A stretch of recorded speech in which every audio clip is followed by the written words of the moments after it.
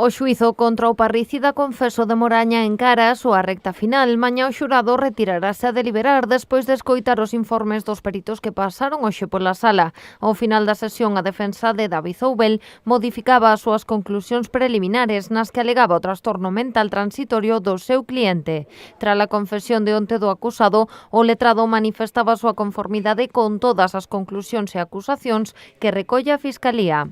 Partiendo, pues, del libre, consciente y pleno reconocimiento que de los hechos ha realizado mi defendido, habrá de dictarse un veredicto por parte de ese jurado de acorde con él. Para o Ministerio Fiscal, os feitos son 2 delitos de asasinato con aleivosía agravados. O feito de que as vítimas foran menores de 16 anos fai que, de ser declarado culpable, o Ubel teña que cumplir a condena de prisión permanente revisable. Para el asesinato de 2 víctimas menores de 16 años y con alevosía, una alevosía que creo que el jurado no puede desconocer, no cabe otra pena.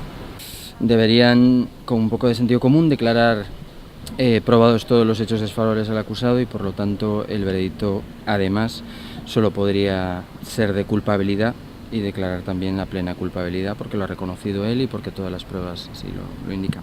Pola súa banda, a sesión desta mañá tamén serviu para modificar as conclusións previas da defensa. Finalmente, decidiron retirar o agravante de asañamento, aínda que manteñen a petición da prisión permanente revisable para o parricida Confeso. Nada, a la vista de las pruebas, que entendemos que eran demoledoras, pues otra cosa no podría hacer la defensa.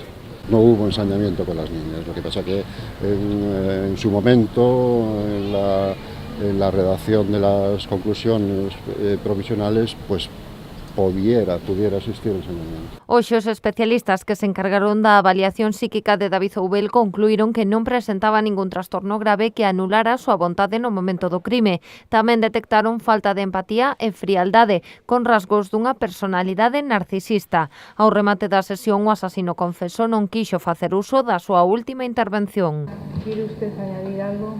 No tengo nada más que decir de lo que ha hecho mi letrado. Pola súa banda, os forenses responsables da autopsia das pequenas explicaron que foron degoladas cunha radial e un coitelo despois de inxerir unha mestura de sedantes. Segundo o seu relato, o cóctel tivo menos efecto sobre a maior, que si se resistiu e intentou fuxir do ataque.